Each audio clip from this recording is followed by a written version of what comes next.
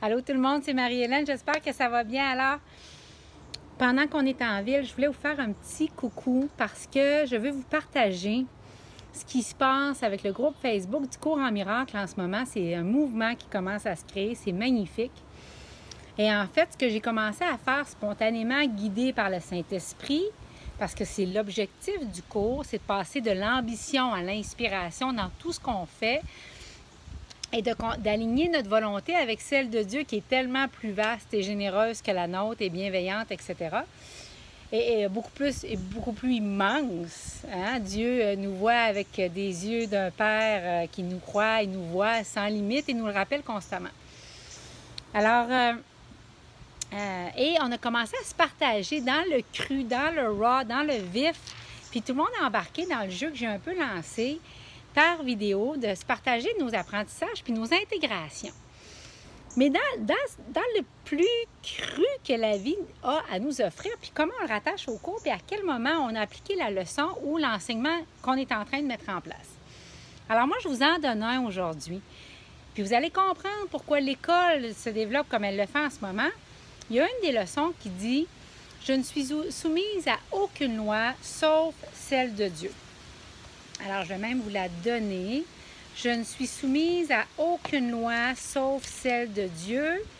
Et c'est la leçon 76.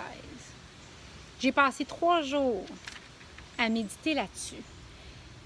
Et ce qu'on comprend quand on médite cette leçon-là, c'est qu'on comprend qu'on a accepté des leçons sur la nutrition, des leçons sur la façon de faire, des lois sur la nutrition, des lois sur la façon de faire des affaires, des lois sur ce qui se dit, ce qui se dit pas, des lois sur... Puis là, je suis pas en train de parler de ceux qui tuent au nom de Dieu, là, puis qui entendent d'autres lois que de celles de quelqu'un qui est dans la vraie pratique spirituelle, dans son sens le plus élevé du terme.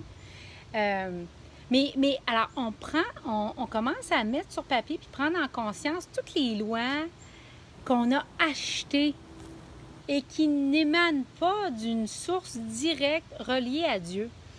Et donc, j'ai commencé à regarder mon entreprise à travers ces yeux-là. Je ne suis soumise à aucune loi sauf celle de Dieu.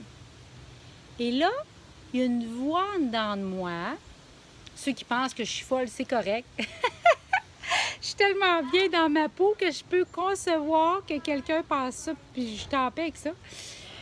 Mais pour ceux d'entre vous que ça résonne, j'ai commencé à entendre une voix qui est celle du Saint-Esprit, donc la partie saine de mon esprit quand j'ai toute ma tête, qui est reliée constamment à Dieu. Et là, j'ai commencé à entendre une voix qui me dit « Tu vas faire ça, tu vas aller par là », des sensations, des visions, le goût de, une idée qui revient plusieurs fois. Ça prend plusieurs formes, hein, le Saint-Esprit. Mais c'est insistant et ça revient de la vraie guidance. Et donc, quand ça disparaît, c'est de l'ego. Et donc, alors c'est toujours très aimant, il n'y a pas de jugement, puis ça donne les solutions. Alors puis c'est comme, ben oui, tu vas faire ça, voici comment tu vas le faire. Et c'est là que le poste de directeur général s'est imposé. Donc, mais la voix du Saint-Esprit me dit clairement, tu sais, là, il y a un livre à écrire, il faut que tu assumes tout le côté spirituel et visionnaire de l'école. Donc, ça prend quelqu'un très business qui va te compléter là-dedans. Alors, voilà comment c'est fort. Et quand je méditais sur « Je suis soumise à aucune loi sauf les lois de Dieu », ce qui est venu aussi, c'est par rapport au fait de pouvoir faire d'énormes chiffres d'affaires dans l'école, mais en ralentissant énormément pour moi cette année. Pour moi, cette année va être à propos de vraiment faire moins, mais mieux. Le nouveau mieux va être moins. Hein? Et donc, alors c'est ça que je vais enseigner parce que je vais être le modèle de la personne qui passe de l'ambition à l'inspiration, donc je vais l'intégrer encore plus moi-même cette année. Et quand on fait ça, il faut laisser des espaces dans la journée pour l'inspiration, qu'elle puisse parler. Donc, alors voilà où j'en suis. Moi, juste sur une leçon du cours en miracle, tout ce que ça a déclenché. Puis là, je me disais, ouais, mais je peux pas monter une entreprise, puis en même temps écrire mon livre, puis faire des événements partout dans la province, ça ne marchera pas. Et le Saint-Esprit m'a donné la réponse de cette personne-là, puis il m'a dit, oui, parfait, tu vas faire ça, puis tu vas être inspiré, puis tu vas en faire tout autant, mais moins. Il y a moins d'efforts quand tu es relié à la plus géniale équipe marketing au monde, la plus géniale équipe d'affaires au monde. Il y a beaucoup moins d'efforts. Fait que voilà mon partage. On va vous en partager quelques-uns de nos propres étudiants du cours et vous allez être à même de constater comment le livre est tellement pratique.